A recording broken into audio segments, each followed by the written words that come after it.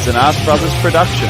Follow us on Twitter at the ArseBrothers. Get all our content on YouTube, Facebook, Spotify, and SoundCloud at ArseBros. And if you like what you hear, don't forget to smash that subscribe button.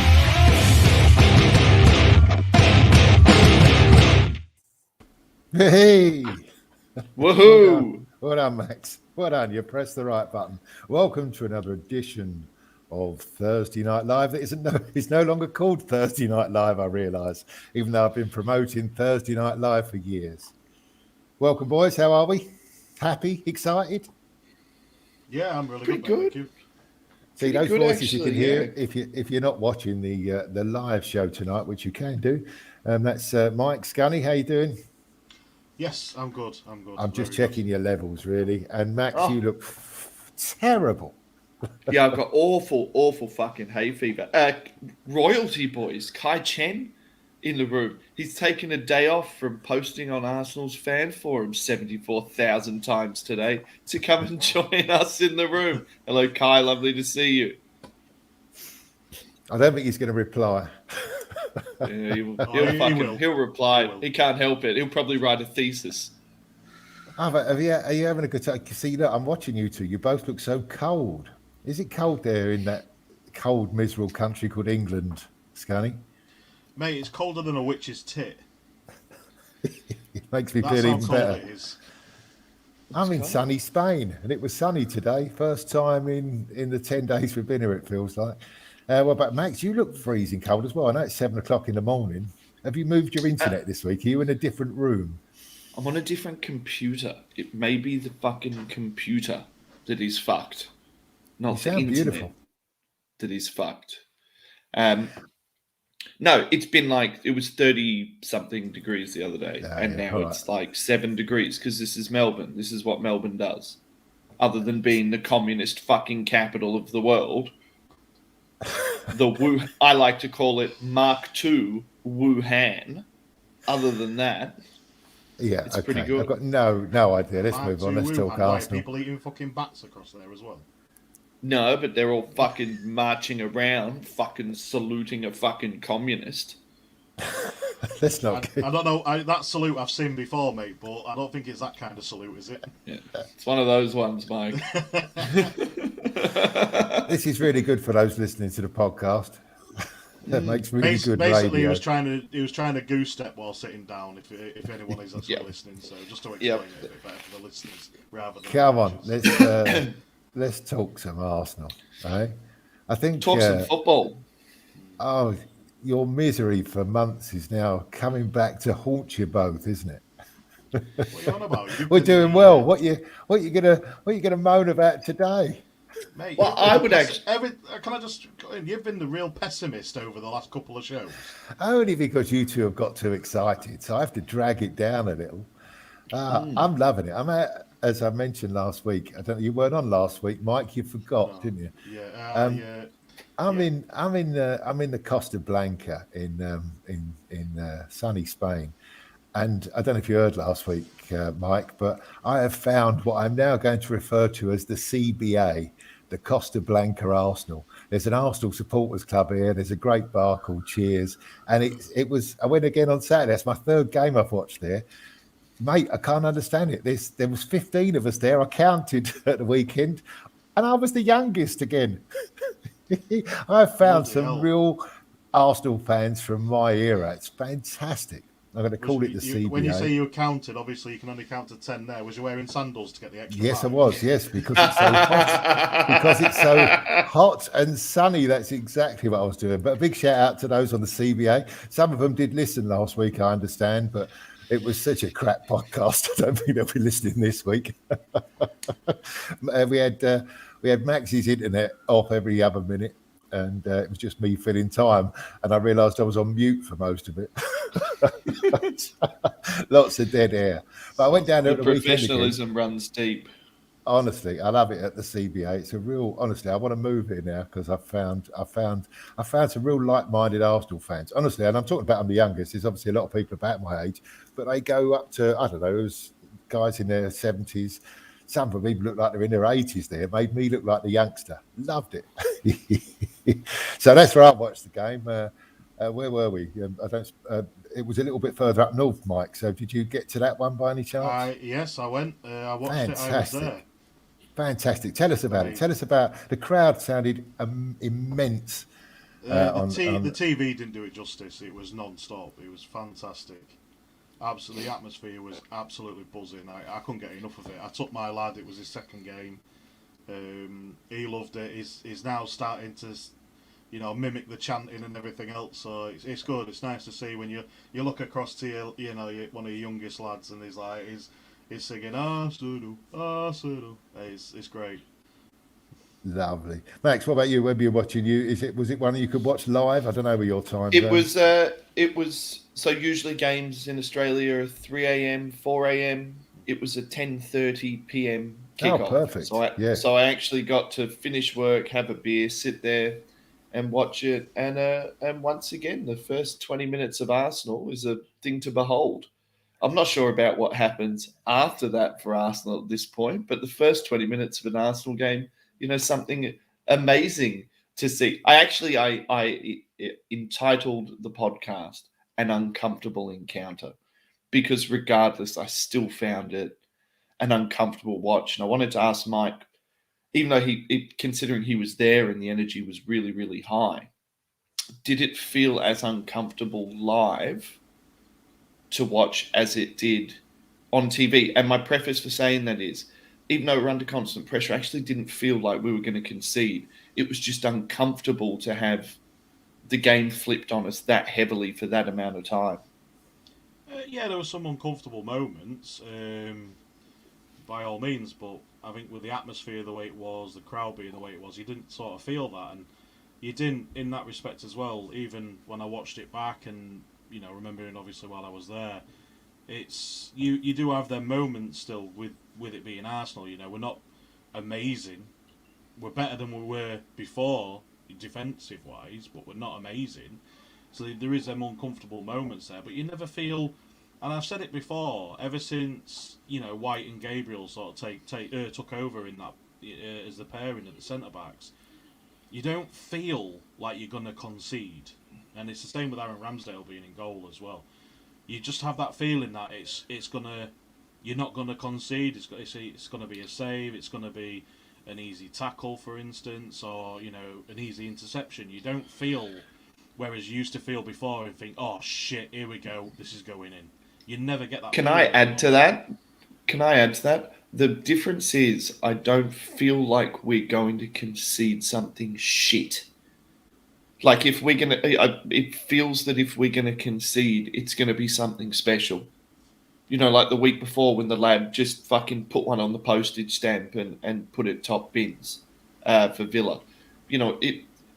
It feels like our ability to get to the second ball and to scramble and our ability to hold shape, that if we are going to get done, it's going to be us getting done by something superb, not by us getting done, I guess, by something that we manufacture ourselves, which is something that we've been dealing with for seasons and seasons and seasons now.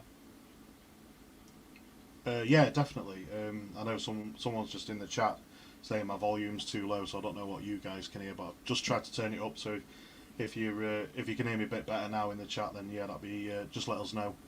If not, you sound fine to me, but we aren't the best to guess, are we? We're Max thought his internet was. Yeah, Max thought his internet was great last week, but we couldn't hear him for most of it, so that was a plus. I mean, you said I was going to say there is still this worry, though, isn't there? That every game, if the game's finished after 20 minutes, we'd probably be okay this season. We'd only lost 2-0 to Manchester City, 1-0 to Chelsea, 1-0 to Brentford. No, but you know what I mean. Since we've had this new defence in, there's still that worry that we can't seem to hold the ball anymore. Something that Arsenal have always been good at, and something that Arteta, as a player, when he played, was a great footballer. And we have got some great technical players. I think this is the most technical Arsenal side I've seen for a long time. They all look fairly comfortable. We've got rid of the Kolasinacs and that sort of square-on player that always look a bit frightened with the ball. But now we're still just, we went an hour really without putting passes together. And I wasn't as nervous as you seem, Max. I don't know whether it's just because we've been drinking more. when we watched the game. But I felt, I just watched the highlights. They had chance after chance after chance, but we just can't seem to. Well, we soaked up the pressure really well. All that's good. Tick, tick, tick, tick, tick. But why can't we hold the ball? You know, is it back to Ma's party? All that. Yeah. So there's a couple of, because I felt very much the same thing, Darren. And it starts a whole conversation about Granit Xhaka and the impending return of Granit Xhaka that I want to have a little bit later on. I don't want to dig into. Can I just add a point on that?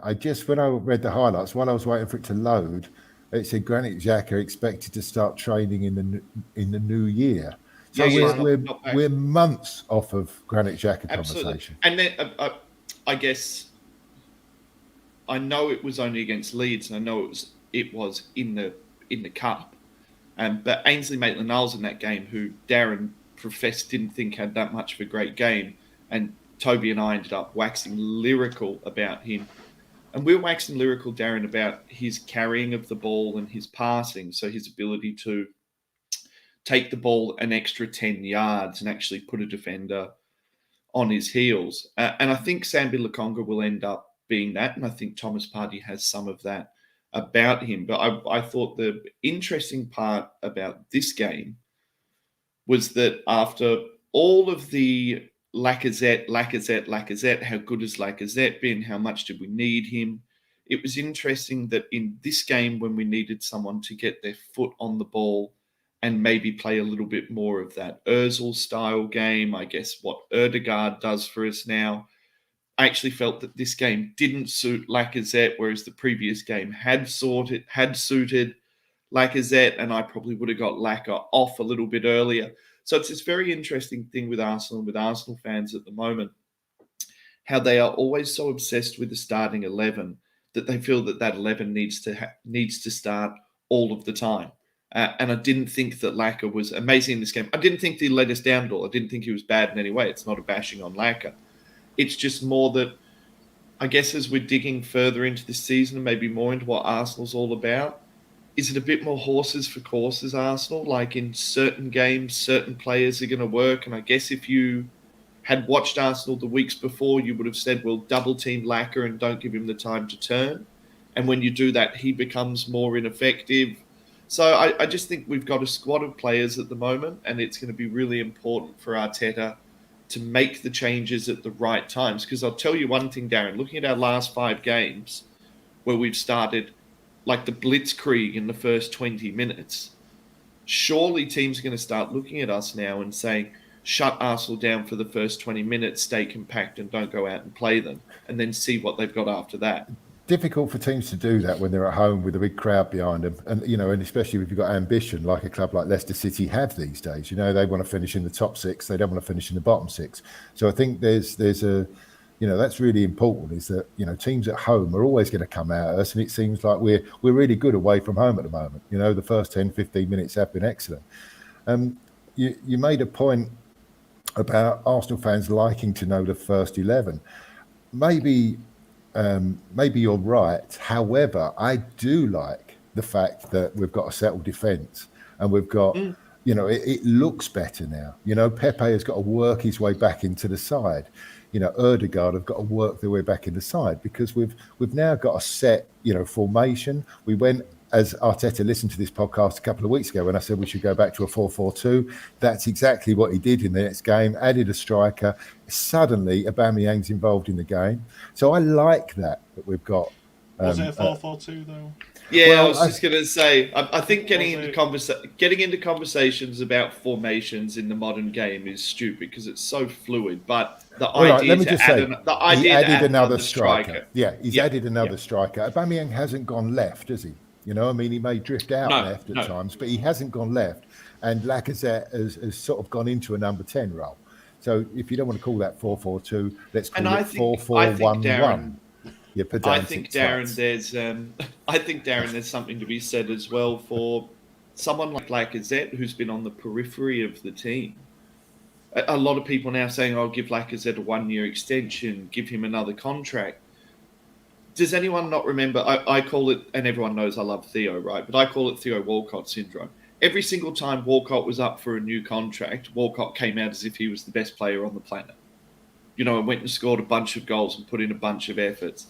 And I can't help but think, and full credit to Lacquer here, because he could have done a Kolasinac and just gone and fucked off and, done his thing and sat on the bench. But it does make you really think that Lacazette might have thought, well, the most likely thing is that I get picked up by a Lille, or I get picked up by a smaller Spanish team or a smaller Italian team. We know that Milan had been interested in the past. And it does feel like, even though Lacazette is absolutely going to leave on a free, I can't see him leaving, in 6 months. He's absolutely going to go on a Bosman. At least he's going to go out with a bang. And at least he's going to play his way into the team and work really hard. So I did like it. I liked the addition of the extra striker. I don't know where over the years we've suddenly decided that Lacazette's not a good player. He won our Player of the Year. I don't think it's. We're not saying. I for one, for the Leicester game, like Max was on about, I disagree with you on the fact that I thought Lacazette played really well in that game. I felt he held up the ball really well to move us forward and everything. So I do disagree with you on the fact that when you say Lacazette didn't really do well during Leicester, because I honestly felt he did. I thought the first I gave him a 6. I gave him a 6, Mike, which I think that's not me saying that I thought he had a bad game. I just meant comparative to previous games where he'd been hugely impactful. I didn't think he was as impactful. I felt, I get what you're saying, but I felt he did have a lot more to do during Leicester, and he was impactful in the game as well. I think he fed the forwards well. He moved the game forward at that little bit more. So yeah, I do. Respectfully, I disagree with you in that sort of sense. I would have probably given it a bit higher, a 7.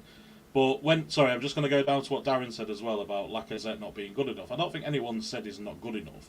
I think everyone now has accepted the fact that he is a minimum of between 10 and 15 goals a season striker. He's not going to be that prolific striker we need, we should be getting from Aubameyang. We know what he is. He is that holding forward, to move the play forward, and that's what he does, and he does do really well. I think it just comes down to the fact now: is it worth giving him another contract at this time? We don't want to fall into these same mistakes that we've done before with Aubameyang. He got his new contract. He's going downhill. He's not really scoring. Could that be blame on that tactics and how things have gone in his personal life, because he has had a lot going on? But we've seen the same with Ozil, in the past as well. As soon as he got that 350 grand a week contract, where is he? Look at him now. Is it Fenerbahce? And they don't even like him. I think Lacazette, he would have gone in the summer if he had gone in the summer, I think we would have bought Tammy Abrams or someone, to replace him. But he's obviously running down his contract, which most footballers do these days. That's what they do. He can now command £150,000 a week for the last couple of years of his career anywhere, because nobody's going to pay a fee for him. And I actually think, if the way the season's going, it could end up that if the market is still not favourable, we might give him a year's extension. We might just pay him that ourselves. This was going to be my question to you, Darren. If you're in a position where you're looking to offload Lacazette on a free, and he's looking for 150k a week wages, but he's on 150k a week wages at Arsenal, and you've then got to look at paying 20 million, 30 million for a new striker that you've got to put on 150k wages regardless. And realistically, in today's market, it's not going to be 20 or 30 million. We need to be spending 70 or 80 million. That's just where the market is. This is what I'm getting at, because isn't it ultimately Aubameyang that we kind of need to replace, not Lacazette? Because Lacazette, as a second option, as a second striker, as a guy who's going to start 20 games per year, maybe complete 35 games per year, is it not actually maybe the other guy at the pointy end of the attack, who, yes, has an okay goal return this year, but that's the guy where the £350,000 a week is sitting with. But that's was the guy mistake, who ultimately needs to be replaced. I'm going to take that back to the. Sorry, I'll come straight back to you, Mike. That was where I think our mistakes were made, when that with our whole transfer policy for until last year, and the 3 or 4 years previous to that, there were so many mistakes in that. Really, so many mistakes. What we did with Ozil, the way we couldn't use one of the best players in the club at all. The fact that we've got players going out on loan that are going to run down their contracts, players like Guendouzi, and players that there was so much that was wrong in everything that we did, and paying Aubameyang that is now looking to be a mistake. But he's playing quite well again now. He's got his mate alongside him. He's a lot more involved. The player's been brought to him. Mike, you were going to say? Yeah, all I was going to say was with the situation with Lacazette and Aubameyang, as obviously, we should have really got rid of Aubameyang at the end of his contract. We shouldn't have really signed him to a new one and give him that 300 grand a week on there. But unfortunately, we're in that situation where, one's still got another year left on his contract, who we probably won't be able to sell because of his high wages, and we're going to have to demand some money for him. And then the other one's leaving on a free at the end of the season. So it's just. I would imagine, Mike, both of them will go on a free in this market. Mike, incidentally, I don't think there's a problem with your volume. I think there's a problem with your connection. You're getting an awful lot of feedback, like on your. Maybe you need to wiggle your dick in your hole a little bit. I'll tell you what, I'll change my mic. Just give us a moment. I'll change it to my other headset. That'll be probably better. Darren, I think it's very likely that both of those strikers, both of those guys, we're very, very unlikely to recoup money. And it seems to be, Arsene Wenger actually called this around the time of, I think it was the Aaron Ramsey contract, the Aaron Ramsey debacle. Arsene Wenger said this. He said, in the modern game, you're going to see more players run down their contracts. It's more common that essentially the money that you will be paying out, and I think he was talking about the wage inflation, how far ahead the Premier League was getting with their TV deals, the fact that the Spanish teams wouldn't be there to bail you out. We were having this conversation, me and my Liverpool mate, the other day, about how what would have happened in the past is you would have got, for example, Mo Salah to this point of his career, and then you would have been bailed out by a Galactico team. A Galactico team would have come in, taken his massive wage off you at 29, at 30, and paid you the 100 million for him. But without those massive teams there, it seems that this is just going to become more and more of a regularity. And I can absolutely see why maybe we extended Granit Xhaka. Because if we didn't extend him, we've got no hope of getting fucking money for him.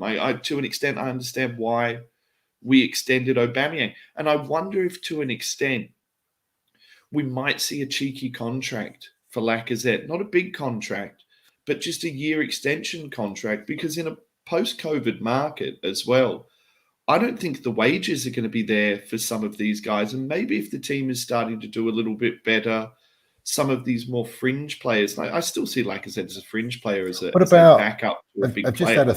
Just had a thought on that. Is he not an option for someone like Newcastle at Christmas? 6 months left on his contract.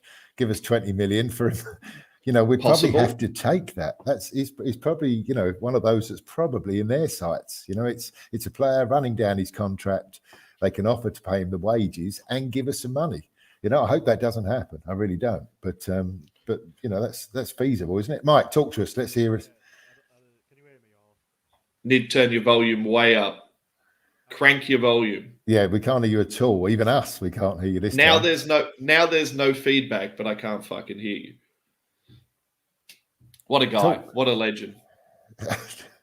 No, you've actually gone completely. I thought your other headset was better. Yep.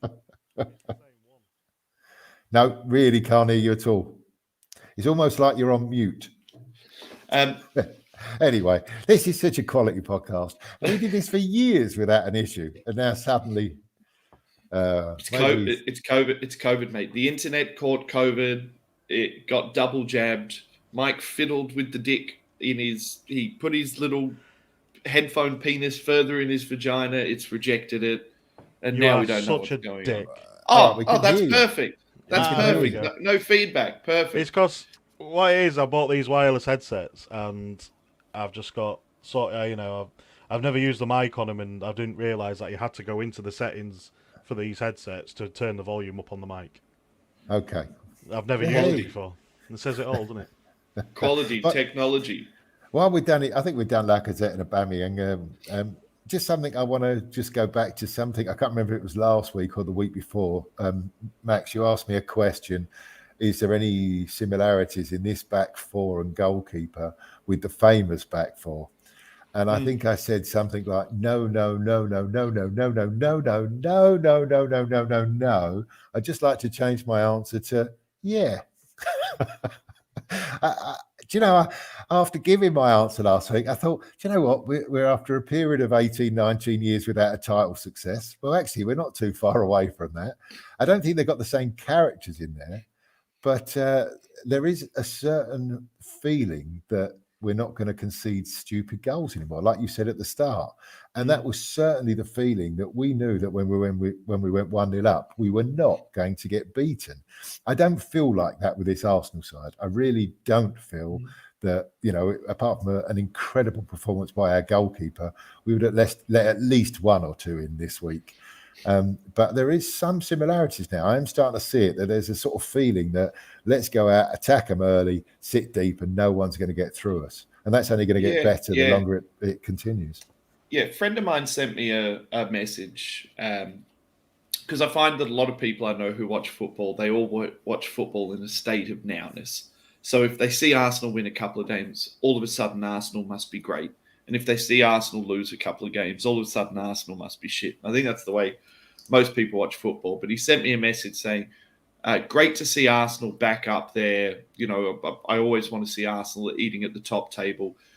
You guys seem to be a much better team. And I wrote him back a message and I said to him, I wouldn't get carried away too early. But what I would say is I think we are much, much harder to beat.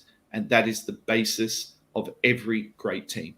I agree. Can I just temper that with, I saw a stat this week when someone was talking about Arsenal being so good, is we still haven't beaten anyone in the top half, you know, in that run that we've had. You know, we're 8 unbeaten, but they're all teams that are struggling. But that's why I'm apart from more, until Leicester, that was. It's why I'm more remiss than other people to kind of get really, really, really heavily excited, because I've been here before. We watched a great Unai Emery run previously. What was it, 17, 21 games undefeated? And at no point were we a particularly better team. We were conceding a lot of opportunities. Our XG conceded was through the roof. So I think that we've got history of being able to look at stuff. But I'm actually so much more impressed by the fact, or enjoying the fact, that we look much harder to beat than I am that we're some kind of flamboyant attacking machine who still looks like a shambles at the back. And, you know, I made that comment last week about whether or not this reminded you of previous Arsenals that were very, very difficult to beat. And we spoke about that George Graham Arsenal. And even if we talk about the early Arsene Wenger Arsenal, the four horsemen at the back, you know, the Petits and the Vieiras in there and these bigger bodies. And one of the things that my brother and I have often spoken about modern Arsenals is that we never felt that when we looked at the team, we saw men on men's bodies, as in big physical male bodies. Well, you've got Aaron Ramsdale back there, who I don't know how big he is in real life. And I don't know whether it's his personality, but he looks like a giant in the goals. I'm sure he is a big man, but he is a big lad. I think he's about 6'3". But you get what I mean about how his personality is adding to the size of him. You've then got Gabriel and Ben White, and Gabriel, I'm starting to go into like. Do you remember, Darren, a few weeks ago you said to me, "Oh, who are you most excited about? Is it ESR? Is it Saka?" And I said, in a couple of years, I think we'll be talking about the Gabriel signing more than we'll be talking about anything else. £27 million. What a fucking robbery, you know, to go and get a player of that stature. And even if I'm looking at Tomiyasu, and, you know, not that I know KT's been out of the team, but I'm looking at Nuno Tavares, you know, and I'm looking at big-bodied athletic men with a couple of big-bodied athletic centre-backs and a big-bodied athletic goalkeeper with Partey and Sambi Lokonga in front of him, who are quite big-bodied and athletic, with Saka sitting in front of them. I know Saka's not a giant, but he's quite a robust body as well. And then just this sprinkling of pace across the front three, and it makes me feel that we are less likely to get done with that sort of team on the pitch. Much more than when we had Ceballos in there, and when we had Xhaka's in there, and even to an extent when we had Torreira's in there, who were these. I almost felt those guys were more Arsene Wenger type players, fleet-footed, a little bit lighter, a little bit more technical. Your Ozil's in there and guys like that. Wilshere. Yeah. Yeah, I'm looking at this and I'm seeing almost a more old-fashioned Arsenal. And I wonder if it's the state of the Premier League. I wonder if that's the state of football now. I think it possibly is. I do think that, there was some, we talk about Wenger's teams. He went tiki-taka, didn't he? He wanted to sort of emulate, he wanted a team of Messis and he didn't have any money. So he just bought little players and hoped. I'm a huge Wenger fan, but that was a bit of a strange period that he went through. Mike, we now know that Max is keen on looking, if I can quote him, big, muscular men in tight shorts. Throbbers. He just waxed lyrical for 5 minutes there about big, muscular, athletic, sweaty, tight-shorted men. Don't forget Veiny. Let's ask a question, Mike. Let me ask you a question because you wasn't on last week.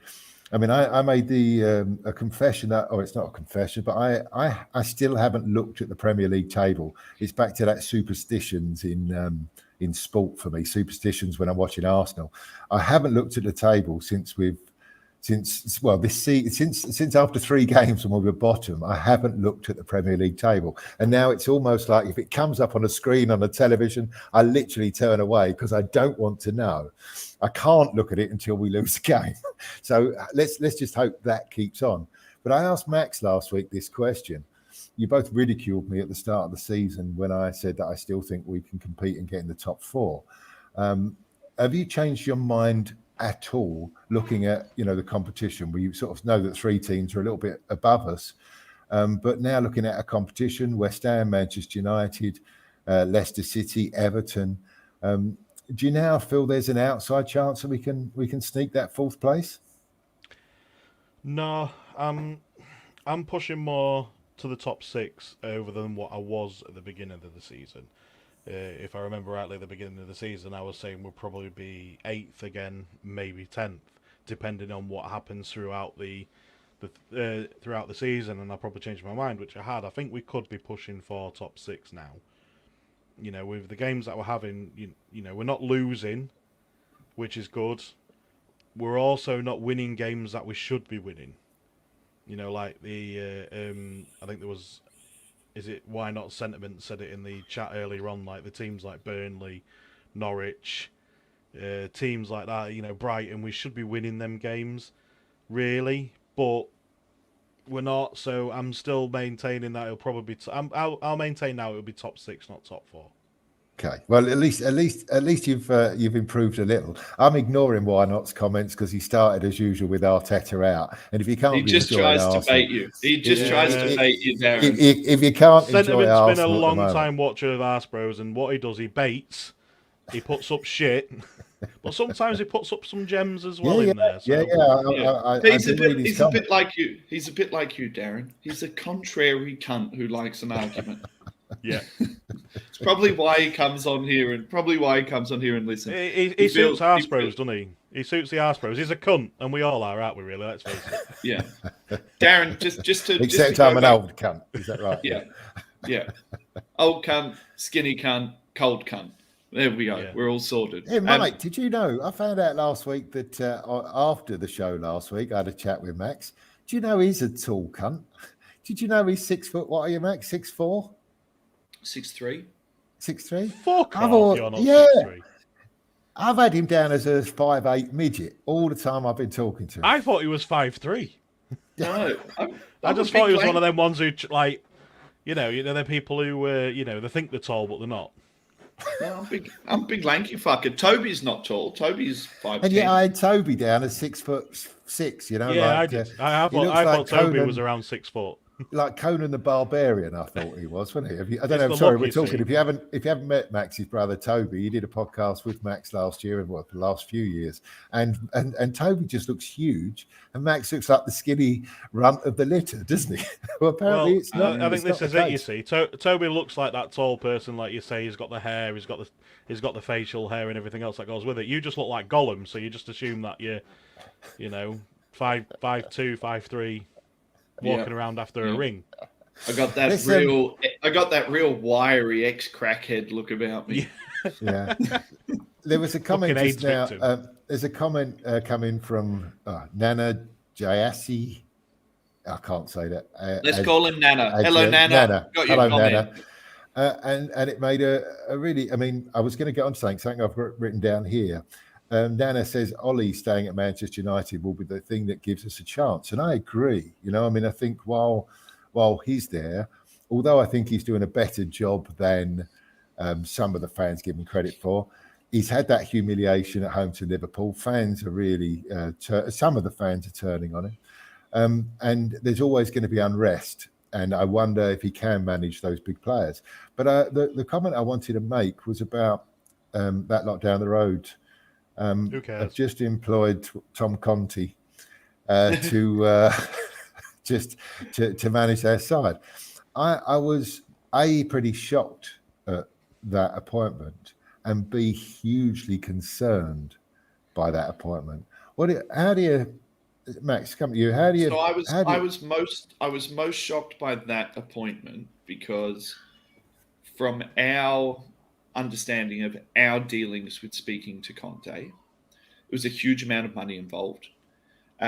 Everywhere he goes, he has to bring in his entire backroom staff. So he brings a massive team with him. He's not a guy who comes by himself with one assistant and absorbs your team. So it's a huge structural outlay, huge change.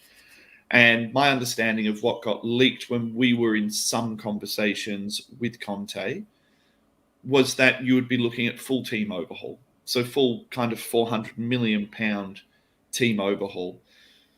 Now, one thing I will say about Spuds, and I will say about, what's his name? Levy. One thing I will say about them is they seem to be a relatively similar model to Arsenal as far as being self-sustaining. And I'm just talking about a financial model before everyone jumps on and says Tottenham is shit, they can't lace our boots, all of this stuff. They have finished above us for, I want to say, the last 6 seasons, 5 seasons, 6 seasons they've finished above us, I think. I don't know. Carry on. Anyway, I just want to put aside some of the tribalism for a start and put away all the Tottenham shit, because we agree Tottenham is shit and they get battered everywhere they go. But I want to put away some of that tribalism, actually talk about them as a football club and as an organisation.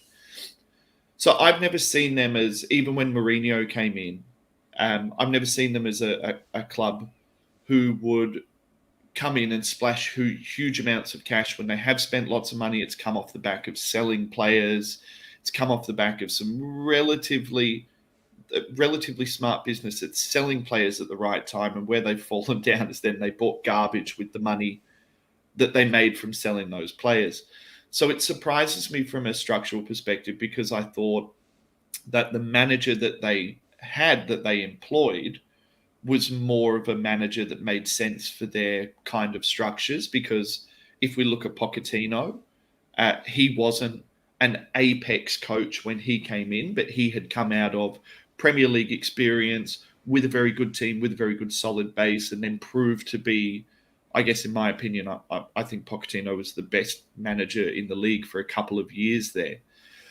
So it is interesting. The other side of it I think is interesting is I would have thought that Conte was more tailor-made to go to Man U, and the continued support for Ollie at Man U just makes me think that fucker's got something in his contract. Something in his contract that is like, if you get rid of me before a certain date or within a certain amount of years left on my contract, they must be absolutely desperate not to pay him out the cash by hook or by crook. But sorry, just to stop you because I'm losing the will to live. The concern that I've got is that I think, just making what you just said concise into a couple of sentences. They took on Nuno Espirito Sancho because it sort of fitted their model. You know, this is going to be a player that's going to make our players better, and we don't have to spend a fortune. And they're in a rebuilding phase. They're coming out up. the end of a phase and going into a new phase. But it's gone tits up for them, hasn't it? I mean, they've just been, beaten home by Manchester United, who just got beat home by 5-0 by Liverpool. I mean, I know, football's like that. But that could be. It hasn't worked, has it? So that could be as simple as Harry Kane. I don't think they gave it time to work, and not only that, I think it was stupid of Tottenham to keep hold of Harry Kane. I think it is going to be. Is there going to be the main instigator of the fact that they're not playing well? This guy. When your spiritual leader wants to go, top goal scorer for the last 4 or 5 seasons, and now he's not even taking a shot because he can't be asked. But what concerns me most is that have Spurs suddenly decided, looking up the road at Newcastle, looking at what Chelsea have done, looking at what Manchester City have done, they have now actually had that decision. We need to invest 300-400 million, which is what you just quoted, Max. 400 million. Maybe this is the time we need to, because we are going to fall away. Arsenal have just beaten us. We're falling behind. We're falling behind everyone. Everton. We're falling behind West Ham United. Something we need to talk about. And now they've decided, right, Conte is not going to go there unless he gets funds to spend. And maybe they have agreed. 18 months. He's only got an 18-month contract. So it's not as if he's going to, they're not tied him down for the next 5 years. And not only that, they're going to be paying the guy between, 18 and 20 million pound for his contract, to see out this 18 months. I don't think that's ambition. I honestly think that's more of a go-between and trying to make a statement saying, we are still a big club, we can still attract the big managers, but the only way they can attract these big managers is by paying well over the odds for him. Mm. And this is the problem that they've got at the moment. While you're paying these stupid amounts of money, because they're probably still paying off Mourinho when they sacked him. Now they're paying Nuno off because they've sacked him. What's it going to be down? Next 10 games, is Conte going to get sacked for not winning? And not only that, Mike, it's going to be inevitable because it's not always the manager. A lot of the time, I reckon some of these players have given up. A lot of them have given up at Tottenham. You can tell this. I agree. So this is, look, forget the fact that I'm saying they may have decided to give him some money. His record is excellent. Won the league in Italy, won the league in UK. He's everywhere he's gone, he's been successful, and that worries me. That I think probably the best manager in the world on his record has now gone to our biggest rivals. The best manager available. Yeah, I just don't think you're going to be successful in 18 months. I don't think he's going to be able to do that. I think he will make them harder a lot in 18 months. Yeah, he will make them harder to beat. But if you're talking about that, he'll make them harder to beat. As an 18-month contract, isn't that sort of suits both sides? If by the end of the season they're showing promise again and they're challenging, he can negotiate a year on. He can charge 50 million a year. Well, there's also the fact is obviously in 18 months' time, who knows who's going to be what club is going to be available in 18 months' time that's going to pay him more. It's always the case. But where Kai mentioned in the comments are not paying over the odds, they're paying the going rate for a top manager. But you've got to remember, this is Tottenham. They aren't, they're not playing great at the moment. They owe a lot of money out because of this new stadium that they've got. And they're not a massively rich club like your Manchester United. And I don't think they're going to get the money for Harry Kane if they thought. I think if they had sold Harry Kane 2 years ago, even pre-COVID Harry Kane, then they would have got a fucking fortune. I mean, rebuilding. I don't think 100 million is big money in the modern scope. I think 100 million, when you look at say Liverpool sold Coutinho for 100 million. In the scope of things, then that was massive. You could bring in 3 world-class players. Yeah, I think he didn't have long left on his contract either, did he? And I think he's just signed a new one. I wonder if Harry Kane. I wonder if Harry Kane having a shit season and possibly tapering off just a touch means that 100 in the new season becomes 80. And in the modern framework, you need 60, 70. I mean, we paid 55 for fucking Lacazette. We paid 80 for fucking Pepe when all's said and done. If the idea was to rebuild the club on selling players, then in that period when they were making Champions League finals, they needed to sell Eriksen, Ali, Kane, and Ericsson went for fuck all. Ali's done nothing. and Kane looks to be tapering off. They needed to sell Alderweireld. They needed to sell all of these guys who were coming to the end of their time to start their rebuild. But all those contracts have run down. It's a state of football. Conte, when he came into Chelsea, I remember he came in, made them very hard to beat. He was one of the first managers who we saw really lock into a 3 at the back, 2 defensive midfielders in front. Tottenham at their best under Pochettino were a free-flowing team with Heung-min Son and Harry Kane scoring absolutely buckets of goals.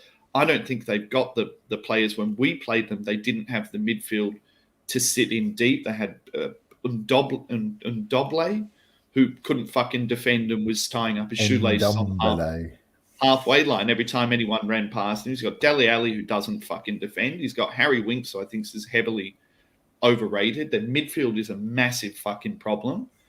He's going into a market where there aren't a huge amount of players. And if there are players, you've got to overspend for those players. So like I said, unless Tottenham have bought Conte in and they're saying to him, look, do this season, get us through the end of this season. That's the first part of your 18-month contract.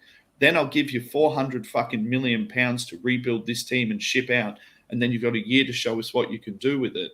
I don't think we're going to get issues from Tottenham this year. I think they're going to be harder to beat. But I don't think we're going to get issues of them all of a sudden becoming a much better team, because they've got massive problems in a rebuilding phase within their squad. Yeah, okay. I agree. It's more to worry about next season than this season, definitely. Yeah. Whereas if he had have gone to Man U, I would be very worried, because I think they've got a lot better players there. Oh, yeah, definitely. And Ole's not getting the best out of him, and I think someone like Conte would. Yeah, I mean, there's a good point. Nana's just said again, I'll ignore. He says that Chelsea had just won the league the season before. Inter were 1 point off the top, and Juventus were managed by Pirlo. This is the worst squad Conte has ever had. No pre-season as well. So maybe my fears are unfounded. You're all making me feel a lot better. But he's meant to be a crazy taskmaster. Yeah. He's meant to be a fucking training machine. So they're going to get a rude shock under him. Should I be worried about West Ham United? I'd worry about West Ham more than I would Tottenham at the minute, if I'm being honest. They're playing really well. I mean, I'm hoping that because they're in the Europa League, and we all know that that creates lots of games, lots of fixture congestion, and they don't have a real depth of squad to cope with that because it's new to them getting into Europe, that they'll fade and tire by the end of the season. But at the moment, they're beating everyone who's put in front of them. I mean, I don't know where they are in the league because I haven't seen it, but I think if they beat Liverpool at the weekend, aren't they pretty much level on points with them or something silly? Did I hear? I did have the table up. Actually, I can't look. I was going to research it, but then that would be bad luck. Or looking at the table. Yeah, I can't look at the table. It will be bad luck if I look at it. We will lose our unbeaten run. I mean, don't you ever have that? Do you have your superstitions? If they beat Liverpool, then they go above Liverpool. Yeah. See, look, that's freaky. We're all worried about Liverpool beating everyone in front of them. West Ham are doing the same, and they've also played a lot of the big sides: Man United, Manchester City, Liverpool. Isn't Moyes an interesting manager, an interesting story? Because I mean, I think he's now the third most capped manager in Premier League history. I think it goes Alex Ferguson, Arsene Wenger, David Moyes. Yeah, I'd say so because he was at Everton for a long time. Can we just call him Moyes? I don't know where Moyes comes from. Well, I heard that's what I heard the pronunciation was, Darren. So if I'm wrong, then someone correct Australian me. TV. Yeah, probably. David Moyes is doing a great job. David Moyes. Yeah. West Ham United. G'day, mate. G'day, mate. We're looking at David Moyes. It's interesting because, I mean, his management career was on the ropes. I mean, he'd had failure after failure. He'd come out of Everton where he had created a team where he was very, very hard to beat, where he got the best out of some average players, had players absolutely die for him, come to other clubs with him, do all manner of stuff, got his supposed bigger move, failed for him, and then he winds up at a West Ham team that is far from, when he took over that West Ham team, absolutely far from a great team, struggling around the bottom of the table. And he seems to have been able to extract a huge amount out of that team again. And, from all reports, I don't watch a huge amount of West Ham. I've got a couple of friends who are West Ham fans. it's hardly a rear guard. It's hardly a Stoke City 7 at the back and then hit them on the break. They play some quite good football. They're quite solid. They're quite good. I think that's going to be the game coming up that I'm most interested in Arsenal playing, because I know people are still like, I know why not is going to be like, oh, we got to beat the Man U's, we got to beat this, we got to do that, we got to beat this. Right, for me, I said a couple of weeks ago, there's a mini league, Darren. It's the Evertons, it's the Leicesters, it's all of these teams around us. It's the West Hams. And so far, we've knocked off most of those teams around us. I'll be really interested to see how we actually shape up against that West Ham. You're on mute, champion. We've got a good record. You don't have to say it. I recognise it. No, I'm not. We've got a good record at West Ham. And what about the manager situation now at Newcastle United? Because that's been a bit of a merry-go-round. Nobody's really available. Nobody really fancies it, I don't think. Unai Emery was approached, and he wouldn't go because they would only offer him an 18-month contract. So if, as somebody just said in the comments, that 18 months has become pretty standard for new managers. And that's probably about the lifespan of most managers these days, is about 18 months. So maybe that's... I've just heard Nana's just said Eddie Howe has just been announced as the Newcastle manager. He's a very good appointment, I think, although he did just get relegated with Bournemouth. But not just, but it's a good shout. Well, it was last season, wasn't it? Was it last season, or was it season before? Season before, was it? They took him down. So he's been out of work for 18 months? Is that right? Wow. So do you think he's going to be... 2.5 year contract is taken, so I'm just reading it now. It is actually a good shout, because I think it'd suit the Newcastle for now, rather than probably the Newcastle when they spend a shit ton of money. Well, if you listen to me back in the day, I wanted Eddie Howe as the manager of Arsenal. I thought he was he's a footballing manager. He makes players better. They're organised and play with flair. I used to enjoy watching these teams play football, so that worries me as well. Well, West Ham, Tottenham, Newcastle. First port of call for Newcastle this season is don't fucking get relegated, because it's going to be very, very hard to splash all that cash in the Championship. Yeah, definitely. Yeah, well, if you remember a couple of weeks ago, I said I hope Steve Bruce gets sacked after his 1000th game, because I like Steve Bruce as a man. Watched him a lot when I was watching Arsenal Man United in those great battles, those great duels back in the day. Always had some dignity around him. Liked the way he's managed clubs. Felt really sorry for the way he was treated up at Newcastle in a club that he supports. And so that worked well. But I hope then they sack him and then get relegated. And I just hope that there is just they can't pick up anyone in January and they go down, because that's going to be hilarious. Matt, you look like you're going to say something. Well, yeah, I had a topic, because we got about 10 minutes left. I had a topic that got quite a lot of contact on Twitter, and I wanted to ask you guys about it. So I know that we don't have Granit Xhaka back until after Christmas, right? But there still seems to be this kind of great conversation about Granit Xhaka and how Granit Xhaka will affect the team, and that there are these ideas and these concepts that we're not as good going forward, we're not as penetrative without Xhaka, but we seem to be much more sturdy without him as well. So defensively, we seem to be much sturdier, but the general consensus seems to be that moving forward, those penetrative passes up the left side, that we lack him heavily. So it's a two-barreled question.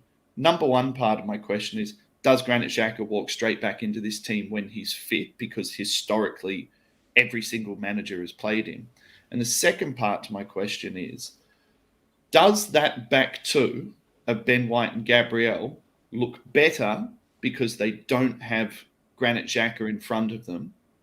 Or does that midfield look better, and therefore Granit Xhaka would look better in that midfield because that back two is playing so well? Chicken or the egg? If you want me to go, I would say that no. I've just got to plug my headset in. No, he doesn't walk back into that team for me. But it does depend very much on the performances of Sambi Lokonga over the next month or two. We've got a lot of games coming up. I think the difference, in my opinion, the difference between Arsenal now, and it ties into what you're saying about the back four having them in front of them, is I just think when you've got Partey and Xhaka, both of them play in a very small area of the pitch. You know, Partey might go forward a little bit more than Xhaka, but it's still very narrow. He doesn't drift, he doesn't do. Whereas Lokonga covers a lot more ground. And I just think that when you've got those two static players, teams could run through us very, very quickly. And I don't think they're doing that anymore. And I just think it's because there's just a little bit more mobility in that midfield, a little bit more energy. And that's the same on the side where you've got Tavares one side and Tomiyasu the other. Suddenly, teams can't run past us because there's some energy and some athleticism in those positions. When we had Cedric playing there or Callum Chambers right back, you know, they were good players, but they weren't very mobile players. And even to a certain extent with Kieran Tierney, you know, he very much focused in his area. Suddenly, this team feels younger. It feels full of energy and a lot, just a 5-10% more work rate than there was, and that seems to be making the difference. So no, I don't think he does walk back in, but it's a great option to have. Scunny? Nah, I'm completely with you on that. If he walks back in, I think there's something wrong, you know, because Lokonga he's been playing well. He's not brilliant, we all know that, but he's still a young lad. He's still learning. He's still coming up to speed with what the Premier League is, because he hasn't played loads of games. But since Xhaka's been injured, he hasn't really put too much of a foot wrong. So rather than have this Xhaka who comes in, you're going to get a guaranteed yellow card out of him. You know, you're guaranteed at some point he's going to grab a red card because he's fallen, he's two-footed someone. It's something that we really don't need right now in the team. We don't need his attitude, his style of play in that sort of sense, the way he does things. We don't really need that. And I think him being out and being on the bench is far better for us than would be having him back in. I think that would work out better. See, I quite like him as... And the only issue is obviously with Partey probably going to the African Cup of Nations, we're going to see a lot more of Xhaka in January. Well, I forgot about that. Yeah, forgot that. It's a great point there, Mike. Yeah, we will need him. You know, it's a useful man to come back in. Obviously, Max, we'll ask you the same question. I'll answer your own question. Just something I just wanted to add.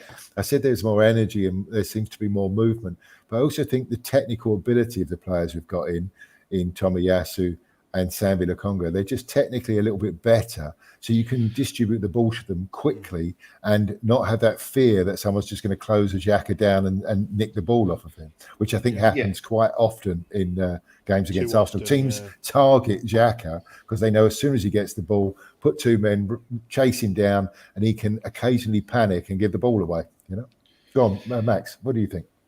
Yeah, look, I mean, given the option of choosing between us being very slightly better going forward with Xhaka, or much more defensively solid and two-wayedness, our ability to run in both directions without him, then I would always take the defensive solidarity. I know there's a lot of Granit Xhaka fans out there, you know, my brother being one of them. Not that Toby is a Granit Xhaka fan, but my brother being someone that really sees how much we miss him and really sees predominantly how much Kieran Tierney missed him. And he lines up a lot of Kieran Tierney's drop-in form with Granit Xhaka not being there because of that left channel pass that Xhaka has.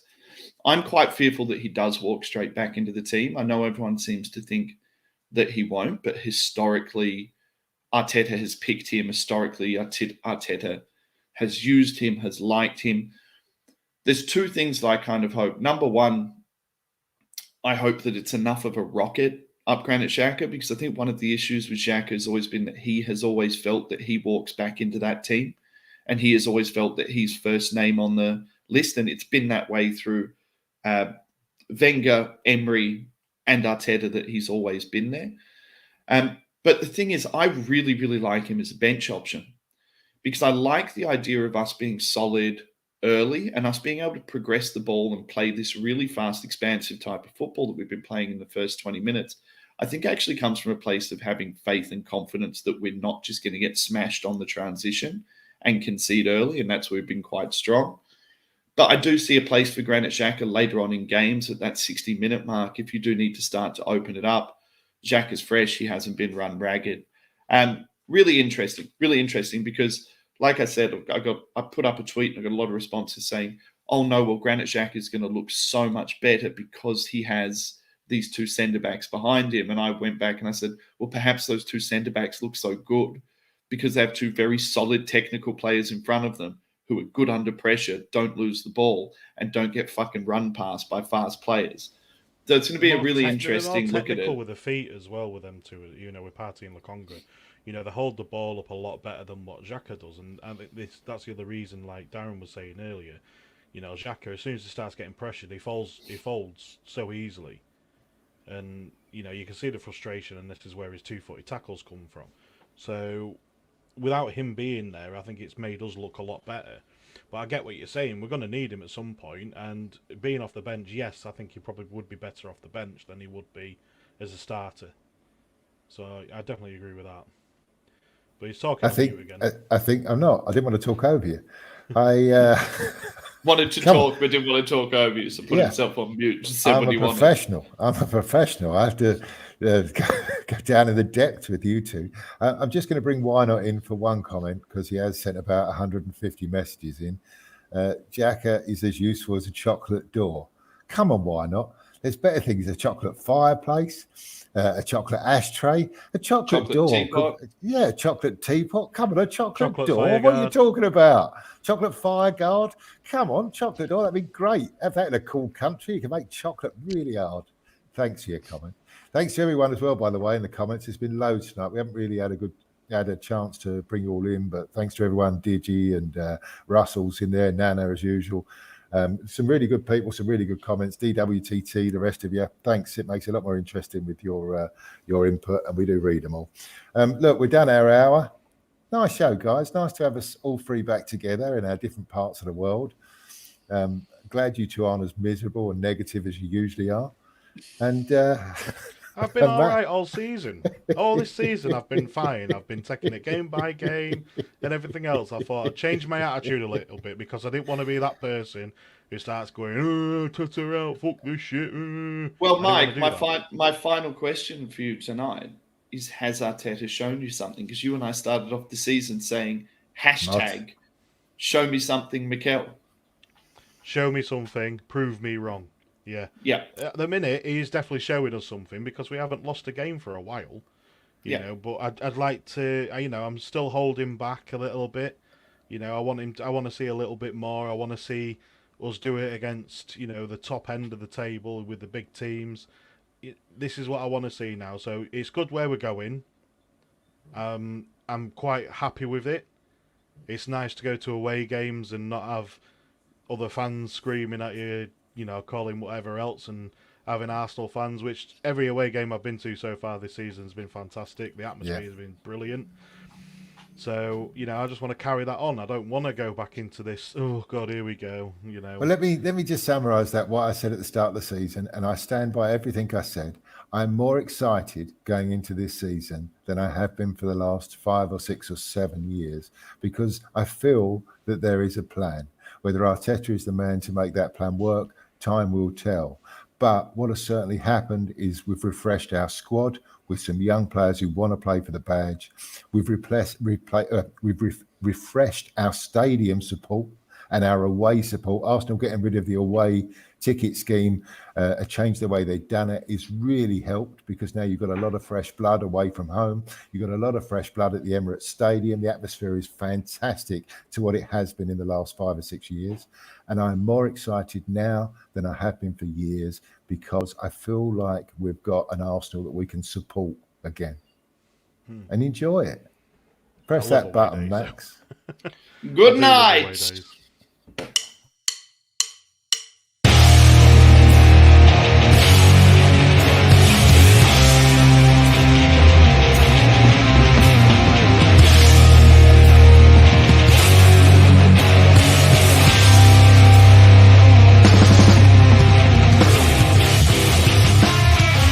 This is an ArseBrothers production. Follow us on Twitter at the ArseBrothers. Get all our content on YouTube, Facebook, Spotify, and SoundCloud at ArseBros. And if you like what you hear, don't forget to smash that subscribe button.